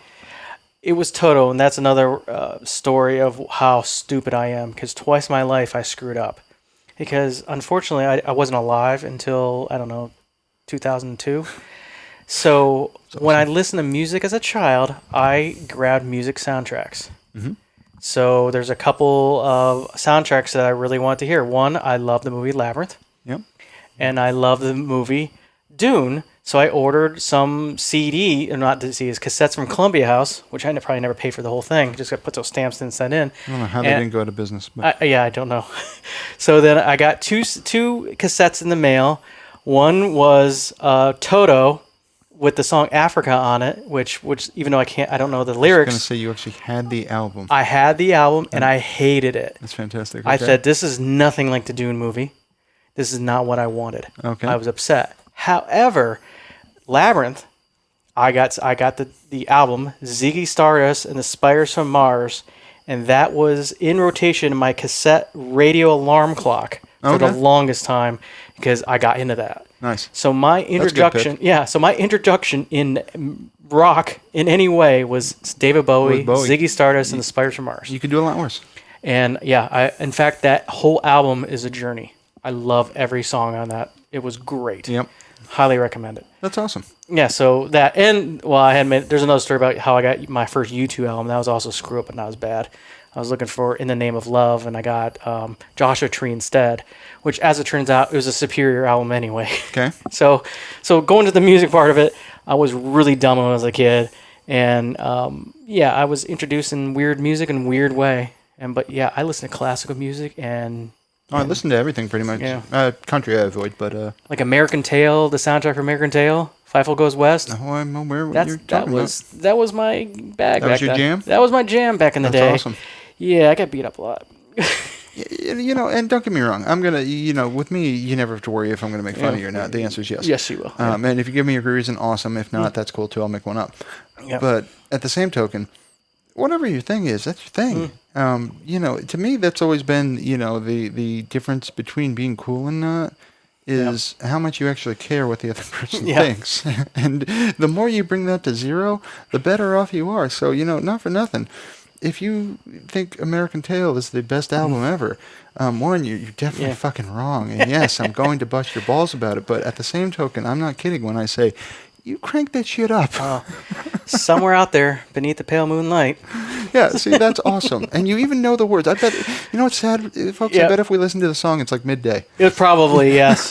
Because there's odds that I don't know, maybe there's some sort of filter in my brain I don't know about that just hears whatever it wants when it gets to the other side. That's awesome. Yeah. Well, we're kind of actually jumping into this already, but, coming up, we had the What Are You section. But before we even do that, I'm just going to, say it again because, we need to plug, and since we're not even looking at sponsors right now, we don't have any ads. Yeah. But how do folks contact us if they want to get in touch with us? Please head over to our website, which is tootcast.net. Spoiler, there'll be a video there soon with Kevin Smith on it. That's awesome. There will be links to our Facebook page, soon to have a video with Kevin Smith on it. You can email us at toot@tootcast.net, which I'll send you links on the video for Kevin Smith. And we also will be sending the video of Kevin Smith over on our YouTube page. Please like and subscribe all of those, because the more you like and subscribe on our YouTube page, the easier and quicker we'll be able to put actual videos up there. So I know it seems counterintuitive to like and subscribe us now, but if you like our show, I think you'll like it even more if you can see our faces. I can't believe I just said that. Wow.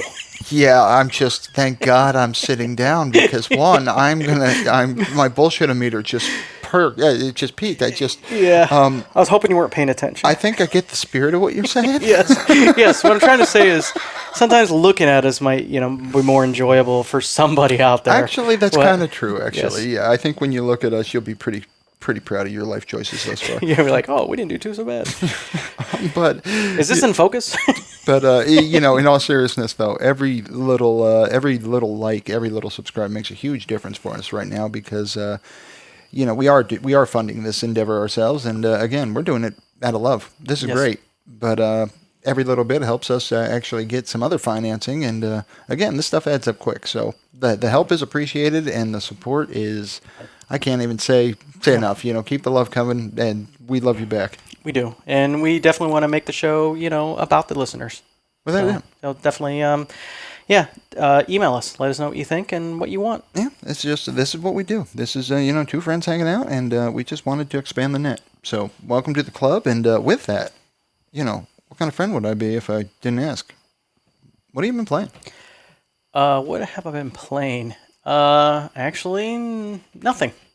I haven't played anything in the past couple weeks. Being an adult sucks, doesn't it? I know. I've been adulting it for a couple weeks, which, I work at a school, so I'm hoping that my time will be freed up when things settle down, and definitely will be playing games more often. But it's always this weekend. Let me see when we're playing this weekend. And it's a long weekend. Hey, if Death Stranding is on an awesome sale, maybe I'll play that. I was about to say that long weekend, folks, might have some good sales out there. Hard to say. Yeah, it's true. So, I imagine I'm going to play something. So I would hope that next Thursday I'll have something to say. Well, that's my thought. This one might take us a little while, but I'm very pleased. And, under the heading of surprises, Kevin and I are... the show has a weird effect on our relationship. I wouldn't say it's damaging it in any way, shape, or form because we both love what we're doing. But at the same token, we've come to hoarding things. Little nuggets of it, little conversations that we know we'll have that we don't really want to talk about.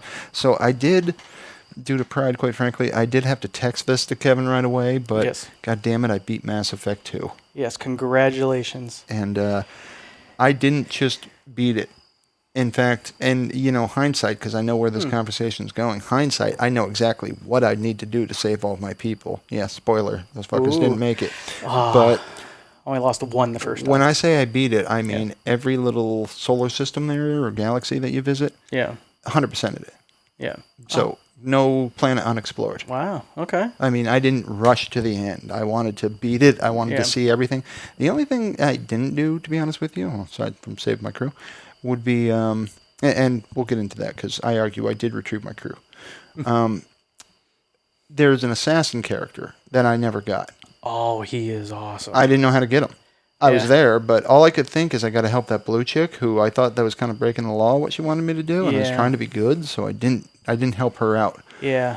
because I never figured out how to get him. Yeah. So he is one of the more interesting characters. You'll like him because he's kind of a loyal, does things by the book, trying to do right, but is an assassin. So it's I dig that though. You need a moral code, folks. You Yeah. need to live by certain rules. So and don't get me wrong, sometimes you're gonna have to cross that line, but you're gonna need to know why you're crossing that line. Yeah. And hopefully you recognize you are crossing a line, else you're probably a sociopath. Yes.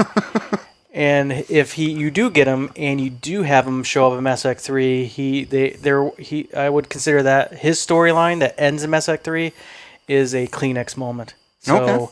I really have come to think of him fondly. Oh, that's interesting. So I'm not doing it anytime soon, but I definitely will go back and play through again. In fact, I already started New Game Plus with my same character, so I can hopefully max out her goodness value, her Paragon, I think they call it. But there were a couple things that I know are wrong. So one, the collectors just showed up and collected all of my crew, and that kind of sucked. Yes. And what I should have done, because I told the one girl I was going to do it, I'm like, I'm just going to go get them right now. And that's what I should have done, in which case I probably would have saved them. But I still had things to explore, so I went and explored them first. Yeah, so you got to remember that moment next time in the game, and don't do that trigger, because you have a time window of a nanometer to be able to save your crew. Oh, really? So once you're given the permission to be able to warp in, the timer's set. You now have a finite amount of time to make it there. So you just go there straight away, though? Straight away. Yeah. So you skip that. Don't do that yet. Next time you play it, and make that the last mission you do. Sure. To tell you to go find the collector base. Exactly. Yeah, I don't honestly even remember how I triggered it, but it's... But since you did anything else, it was too late. Yep. You killed crew. Yep. Again, I claimed I retrieved my crew, and I did. They were just liquefied. Slurpees. Yeah, Yes. all of them. Except for the doctor, who was apparently a better paid voice actress. Maybe, yeah. And she couldn't Actually, I die. think all the voice acting was decent in the game. Well, yeah, so none of my actual crew died except for the blue girl that I had on my team, because I asked her to go through the vents and hack the system, and she died. Yeah. And now knowing that, I'm sending the white chick. I don't remember her name. I didn't like her one bit, and if I knew somebody was going to die, I highly would sacrifice let her. her. And so if I do play through again, she's definitely not going to make it. Oh, she was the one with all the tats and tattoos and stuff? No, that was kinda gruff? I liked her. No, you liked... Oh, no, the one that worked for Cerebus there. Oh, yeah, Miranda. Miranda, yeah. I'm like, she's not going to make it next time. Yeah. She's a weird love interest when you start breaking her wall barriers down, and you help her find her sister and stuff like that. But I did that. yeah, but if you make her a love interest in the game, which you have to play as a male for it, she does soften a bit. But if you don't go down that track, you hate her. She's going to be perfect for going in the vent and dying. Perfect in event, Miranda. Yeah, she's actually would be if you didn't kill her. She is in the third game as well. She's not going to make the third. She's not going to make the third game. Because who else do you sacrifice? You have to sacrifice somebody there. Actually, no. You can bring back everybody alive, even the person you've in the vent. Yeah, you can actually. I wonder what choice I made that made them die. Yeah, actually, I think the best one in the event it was Tally. Who's Tally? She's the one you can't see her face. Isn't she the purple or the blue one?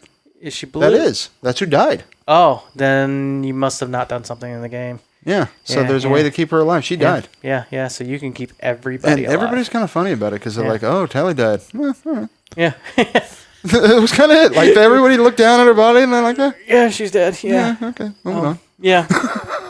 That is wow. That is awesome. But okay, so then what is your thought as a whole on the game? It's fantastic. It's great.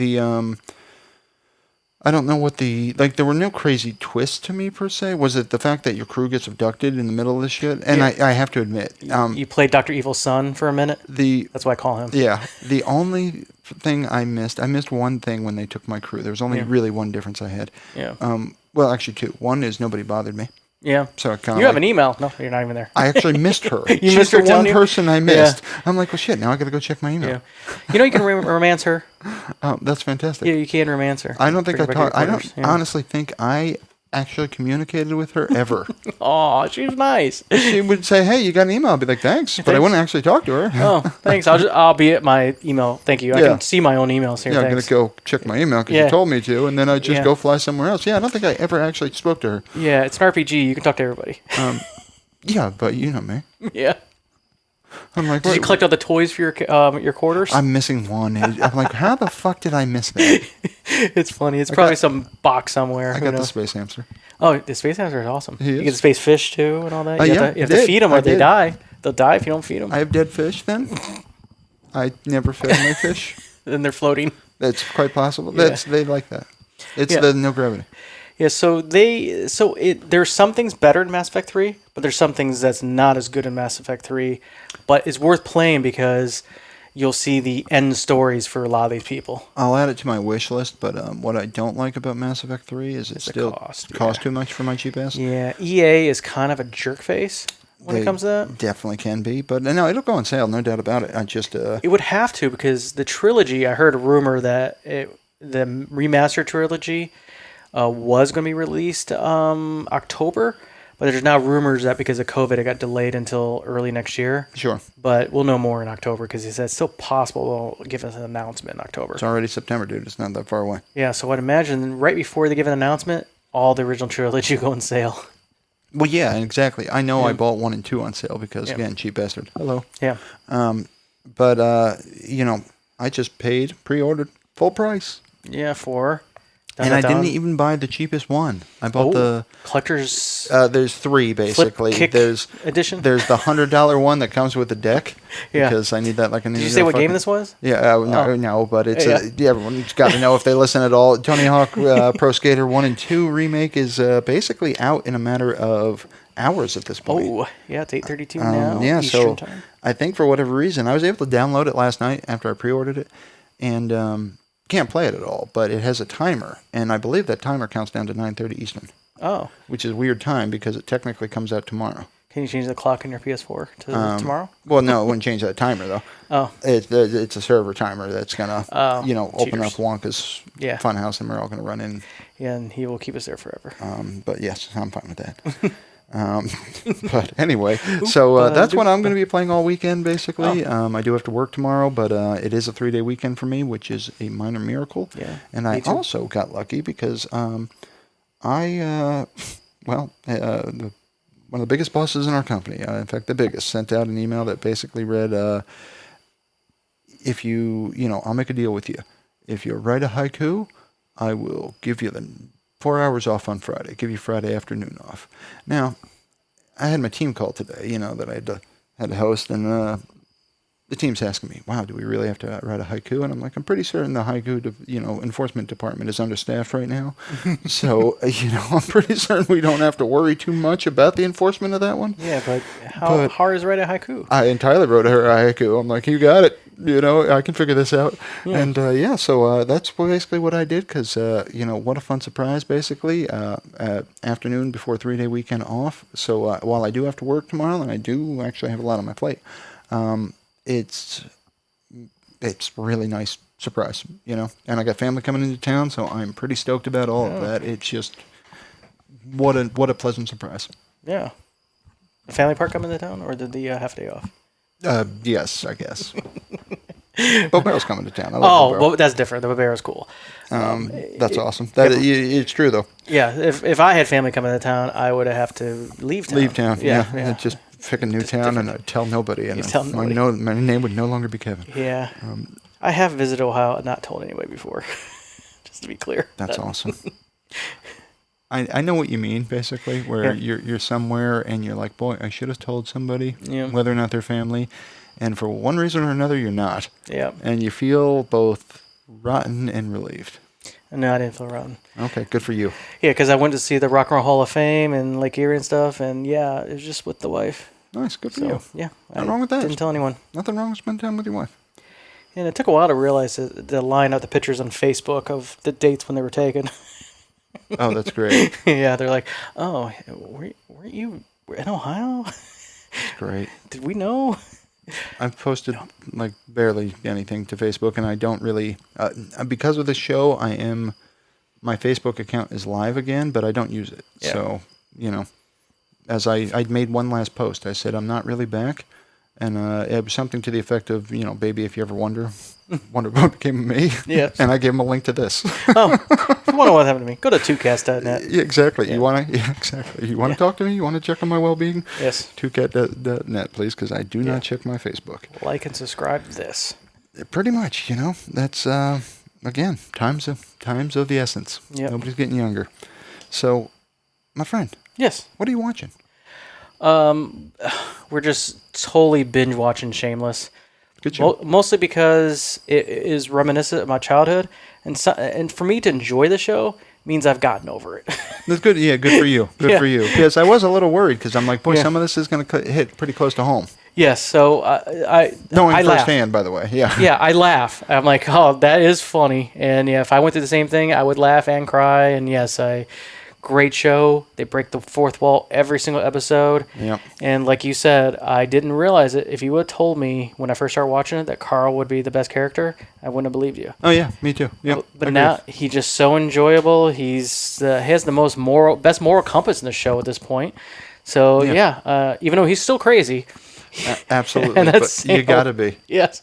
So he's saying a lot, but yeah, I've come from a crazy family as well that was kind of shady. So I see a lot of similarities, and I like the show though. All the others broke my heart basically because Yep. again, everything played out exactly as it was always meant to, Yes. and you just hope against hope that we're going to break the mold this time. That this time it's going to be different. Yeah, this time. Yep. Um, So that's what I'm watching, and that's it. Well, we'll get back into some other shows like Umbrella Academy and Monk and Ozark, but we're now stuck. When we sit down, we binge watch 3-4 episodes of this. Mickles and I typically keep two types of shows going at once. Yeah. We'll have a comedy and then other. Yeah. Another can be pretty much anything. But you need a comedy going at all times, and in a pinch you can fill in stand-up. Yeah. But like some of the shows we watch, you just, like Ozarks, you can't watch that shit and go to bed. Yeah. Nightmares. It's just too dark. Too dark. So I have to mix something up. When I go to Ozark, I'll probably have to mix it with Umbrella Academy and get through it that way. Oh, good for you. Okay. Yeah. Well, again, we finished, there's only 2 seasons of it, but we finished the show Afterlife with Ricky Gervais, and definitely recommend it. It's a drama, though. It's a comedy drama. So, I mean, yeah, it's funny as hell. You will laugh. But, I mean, there was one episode where, I shit you not, Kevin, there were at least 2 tears. And so you'd be bawling. Oh, yeah. And I don't care who you are. You watch the season finale of season 2, I mean, that shit was rough. You're going to bawl. But it's one of those that it hurts like hell. The story is painful, but it's also at the same time, it's reminding you of why you do it. Why do you? Because let's face it, folks, again, it's hard. So why do you do it? Why are you getting up tomorrow? Yeah. And so it's one of those, like it's on the nose with it too, where it's just there's no avoiding it. I don't want to give anything away, but it's definitely worth watching. Definitely enjoyable experience. And while you will be bawling, at least on that last episode, you'll be thankful to be alive. Same token, grateful.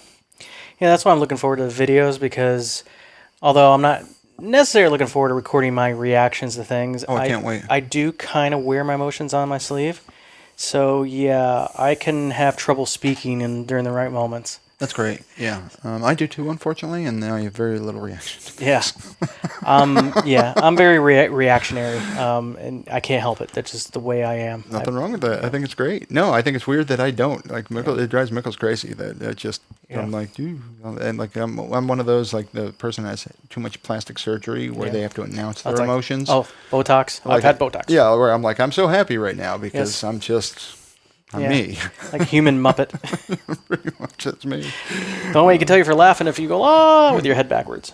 We're also watching a show, and I'll be honest, this one's great and tough so far. It's called Dark, and it's a time travel show, and I believe it's Netflix. It's either Netflix or Amazon, but I'm gambling on Netflix. And they are not Americanos. It is a foreign film for certain. or foreign series for certain, but that doesn't bother me in the slightest. It is English dubbed, Okay. but there's a little bit of kung fu theater going on when it comes to the words matching what they're saying. Yeah. But I always say don't write about time travel because it's too fucking tough. You're gonna fuck it up. Yes. And it's by and large, I'm right. The paradoxes are it's too easy to hit a paradox.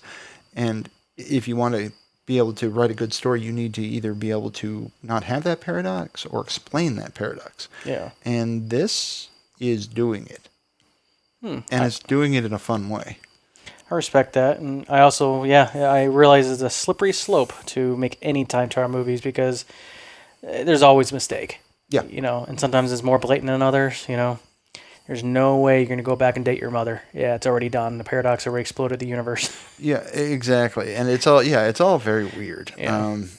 This is cliche as hell, but I always want to bring it up because it's profound to me. We all think, maybe we all don't think, but those of us that think about time travel, because believe me, it's crossed my mind. Yes. We all think about, boy, if I could go back, I'd change a few little things If here I and could there. turn back time. Yeah, exactly. Great. You would go there. Wow. And On a ship with sailors. I'm blaming Timon, I think. Come on, But yeah. anyway, Look, I'm interjecting jokes. You made me do this. look what I've become. Yes. The weird part is I actually do think I'm funny. But I enjoy it too, actually, in a weird sort of way. It's perverse though. But anyway, and not that kind of perverse. Yeah. But anyway, everyone thinks if I could turn back time, I'd change a few different things, and boy, my life would be so grand now. But nobody ever thinks, boy, if I just changed a few little things now, tomorrow would be so much better. And that's one of those, like, I can espouse wisdom, I can't do shit about it. Yeah. I agree with that, but I don't know how to implement that. It's hard to execute. Yeah, maybe we should make a podcast. That's great. Man, Kevin's going to have a cult by the end of the week. Oh, working on it. Did you know TV or movie or music? What? we're celebrity endorsed now? I was Oh, gonna we take are you- now celebrity I was endorsed. going to take your line. Yes, we are now celebrity endorsed. Kevin Smith says we're fantastic. I'm only 3 degrees away from Kevin Bacon. Yes, it's pretty close. I'm very close. Yeah, it's amazing. I can almost touch him. Yes. Oh, life is gonna be different. Oh, that's great. Well, Yes. speaking of different, actually, that's Yes. a great segue. So what are you listening to? You hear anything good lately? I listen to this show. I have no idea why, but I listen to the show, and it just gives me such good memories of songs I forgot that I loved. And it's Andy and Andy, and it's basically two college kids on a YouTube channel. Check them out. And I don't know how they do it without getting copyright, hit. But Are these the two brothers listening to music? for they're the two first time? college kids Okay. that listen, Andy and Andy, and they listen to music in its full length and just comment afterwards what they thought about it. And yesterday I was watching them. They're awesome. I was watching them listen to Yes, Heart of the Sunrise. Don't even know that. Yeah, if you heard Yes, and most people heard like Owner of a Lonely Heart or Roundabout. Roundabout, those are without a doubt the worst songs they ever produced. Generally speaking, when people say yes, I say no. Yes. So Yes, if you listen to those songs, they put out a couple rock songs, but 99% of the music is progressive rock. So they have movements, they have, a lot of different parts are unique. And if you want to hear a Yes song and hear what the fans hear, Heart of the Sunrise is a great song. It has the best, most talented drum work, bass work. It's one of those songs where, my wife would hate this kind of song. She hates song that goes on for like 5 minutes and then they start singing. Okay, yeah. And they sing for a few bars, then no more singing. Yeah. And it really is hardly any vocals in the song. Okay. And it is a joy to listen to. And it just feels like you're out in outer space, floating along. You put your headphones on, you turn that song on, you close your eyes, and you get lost. What's the name of it? One more time, I'm going to write this down.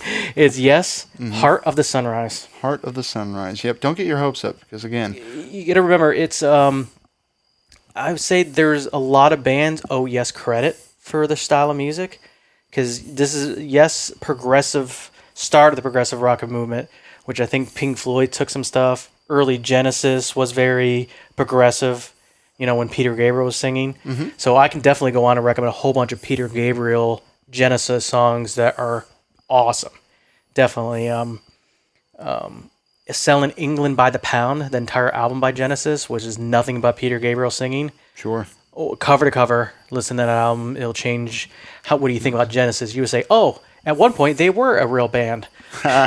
So I'm telling you right now, Genesis with Peter Gabriel, they had some awesome music, and you as a Peter Gabriel fan, will hear it and you can see where the genius started. You can say, oh yeah, the voice is there, He's amazing. the song structure's there, and the emotion's there. And he considered himself more of an actor than a musician back then. Mm-hmm. So it was kind of interesting how he was just playing back then. It was very experimental but cool.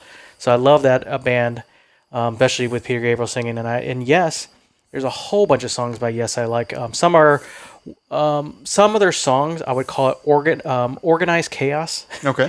So you're like, I don't know what they're playing, but there is actually a method to the madness. So those are songs you don't introduce people to them, like some deep cuts of Grateful Dead. Sure. So they have songs that are just crazy, and I'll tell you, 99% of songs sound nothing like those radio songs you hear. They're not even close. It's no comparison. It's almost like a different band. Well, I will give this an honest listen to. Again, don't get your hopes up, Yeah. but I will give it an honest listen to. You have to at least listen to it halfway through because it's not the same song from the beginning to the middle to the end. It's actually 3 different songs. But I remember I saw Yes live, believe it or not, Wow. way back in Boston. You remember what year? It would have had to been like 98, 99. Okay. I saw Orpheum Theater in Boston. I remember the theater. I couldn't find it. It was stuck in an alleyway. Tiny little quaint theater. And I remember listening to the song and had a great Homeworld. There's a video game called Homeworld came out. They did a theme song for it, which was awesome. Okay. And so they had a great album that they were touring with. And it was a really great album. And Charlize actually liked this album. It had a lot of like floaty love songs in it, so she kind of liked it. And then they played a lot of their classics. But then Owner of the Lonely Heart came on, and Steve Howe, the guitarist, who was also in Asia, when that song came on, he was not part of the band then. Yeah. He didn't believe into the rock and roll crap. He wanted the progressive rock. He leaves the stage. That's awesome. Somebody else comes on and plays Owner of the Lonely Heart, which, if you like Yes, you don't really like that song that much. You really don't. Sure. It's kind of annoying, really. And then he leaves. Steve Howe comes back on, and they go back and play Just their for old that one song. song. Yeah, that's one funny. song. He is like, I'm not playing that crap. I guess so. And I don't blame him. Steve. And if you ever look a picture of Steve Howe, he is one of the ugliest people you've ever seen in his life, but he can play guitar. He is awesome at it. So That's awesome. And Chris Squire playing bass. Oh, man, he slaps it, like the old days, no. I remember Geddy Lee of Rush, and he goes, what do you call bass players who play bass with a pick? He goes, guitarists. That's awesome. So I agree with him. I think it's a better sound when they slap at the bass. Yep. You need to slap at the bass. That's great. That's great. They're guitarists. Yes, that's what Geddy Lee said. I love Geddy Lee, so. So, I wow, respect that's that. good. So we got Yes, we've got Genesis, Selling Yes. England by the Pound. Yes. And again, yes, Heart of the Sunrise is what Heart we're of saying the to Sunrise. listen to. I like this. I like the, and again, I've been following this format for our music updates, Yes. but I think I'm going to do away with this after this one. And, again, as always, folks, love to hear from you. Let you know, hear what you think. But, again, I don't want to pigeonhole us into anything. Yeah. And I just want to talk about good music. Yes. So that can be a lot of things. That can be these big bands. That can be the Beatles with like the 9 zillion hits that I'm not even going to mention. Yeah. But I think it's much better because it got me. What got me thinking about it is Positive K. Oh. What about those one-hit wonders? What Yeah. about those? You got to Special hear K. this song. Yeah, Special K, exactly. What about the Mazzy Stars? Yeah. Fade Into You. There's, And then there's that other song by her. yeah. What other song? Yeah, exactly. And don't get me wrong. What's the thing is that maybe we have enough content at this point to split that off to its own day, or or its own Thursday where it's just music. Wow, that's even crazier. But either way, again, this is evolving. But tonight I figured to go through one last time and do the sections. But I think we're going to kind of experiment with this, and we want to hear what you guys think. So please write in, let us know what you want to hear and what you think here. But again, I just don't want to bind us in any way. I want to make sure we can talk to our folks about really whatever we recommend.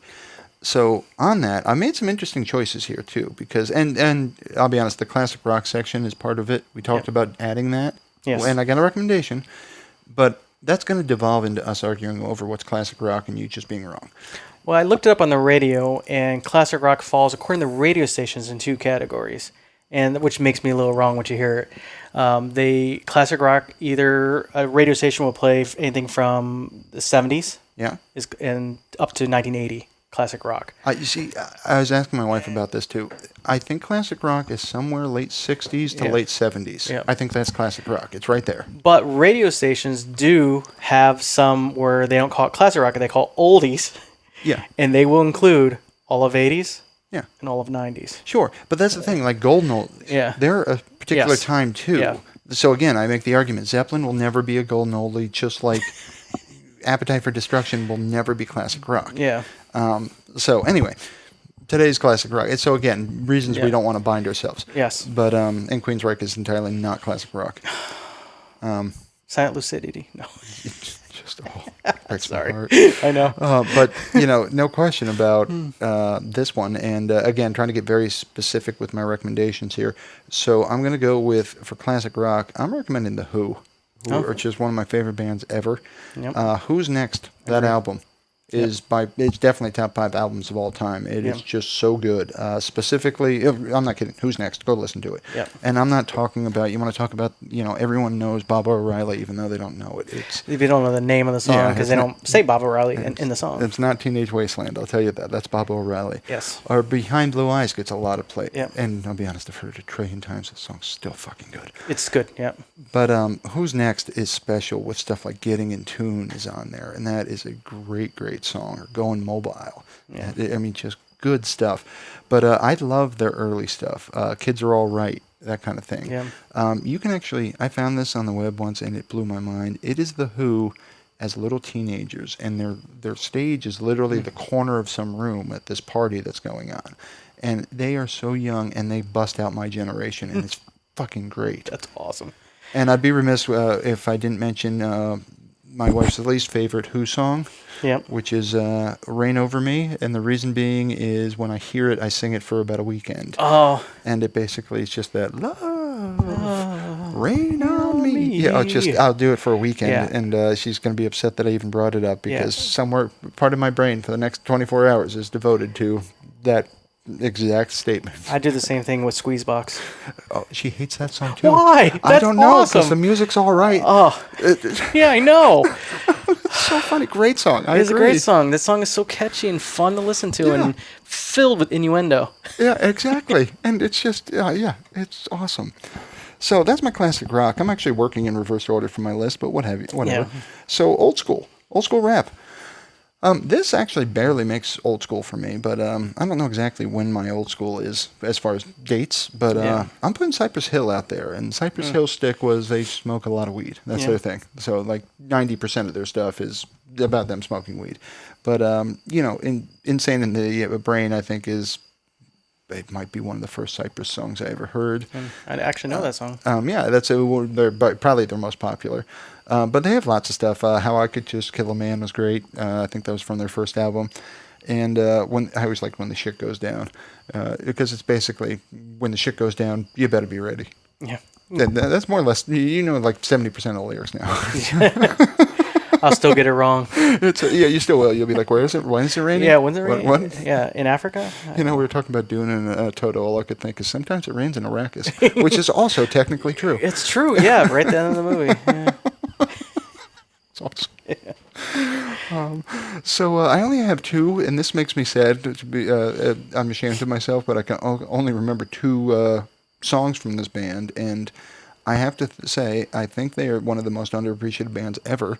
And I believe Billy Corgan said they're the hardest working band in all of history. Oh. And that'd be a band called Fugazi. Fugazi. And they had 2 songs that were so good. Waiting Room was just amazing. I mean, the bass on that is just, the intro to that is just amazing.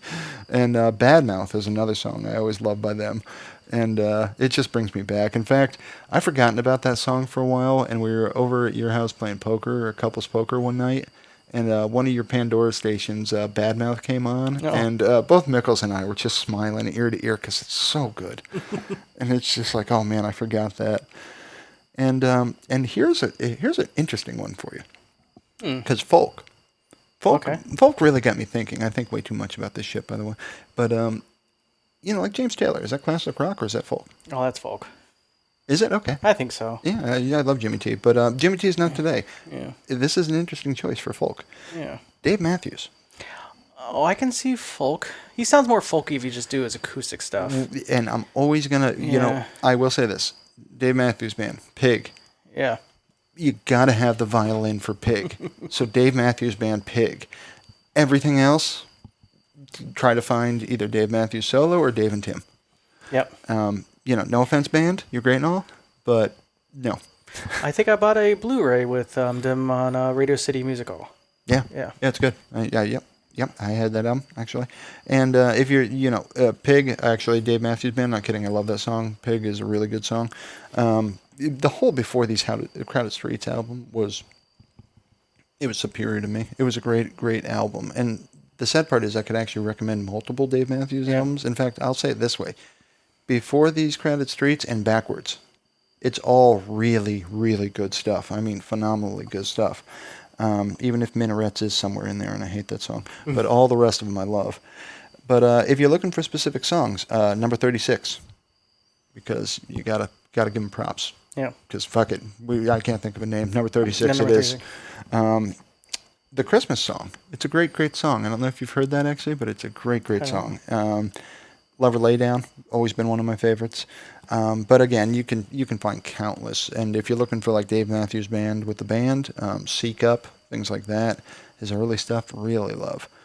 And Satellite. Satellite's a fun song if you buy his early albums because you get to hear it evolve, which was really the first time I heard that as, I guess, a musician, where you hear various versions of the song and you literally hear what it started as and what it became, and they're not the same thing.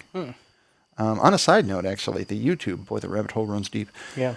I found the first public performance of Rage Against the Cheese the other day. Yeah. And I think I've seen that before. I entirely before was they were watching famous. it, and yeah, people didn't know what to make of him. Yeah. I'm like, please do Killing of the Name of, because I Yep. just want to see him screaming. And sure enough, though, he didn't do Killing in the Name of, but they did Darkness on their first live performance, which is actually, again, I had to buy the Higher Learning soundtrack to get that song, and that song is worth buying an album. But he was fucking pissed. I mean, I watched it and I was like, God damn, this is so good. He's mad. And and I'm going to be listening to some early Rage soon, because that first album with the, honestly, I saw the picture of the self-immolating Buddha with Rage Against the Machine written on it, and I'm like, I fucking like these people already, and they haven't made any noises. Yes, they definitely had a statement right on the album cover. Exactly. Back and when album covers mattered. it just went from there. The lots of recommendations, but this is our longest show yet at Ever. an hour 47. Yes. So I'm going to say it's time for us to land our plane. Do you have, again, two other things actually. Three, I guess. Shout out to everybody that's supporting us. We love you all. Thank you for everything. A shout out to Kevin, because holy shit, dude. And that being said, a shout out to Kevin Smith for making our dreams come true. That is some cool shit right there. We couldn't be happier, and who knows, maybe one day you too will be a listener. Yeah, I hope so. Not for nothing. We're giving you friend prices when you want us to give you a little recording. Yeah, from we'll Kevin record a and Sean. video for you, Kevin Smith. We're good. You know what? The first one's free, buddy. Definitely. Yep. That's awesome. So you have any shout outs or anything you want to say before we wrap this one up? Yes, I also want to thank you, Kevin Smith, and thank you, Haley, for thank you. Yep, yes, thank you, Haley. Thank you, Haley, for writing us. Yeah, I appreciate the list, and I owe you. I sincerely apologize for teasing you too much in that one episode, but I really appreciate it, and thank you. Absolutely, very much. Haley. Yeah, in all seriousness, we love you for the support, so thank you so much. And again, thank you, everybody out there. Really appreciate it. And with that, this is Sean. This is Kevin. That's the one other thing. Good night.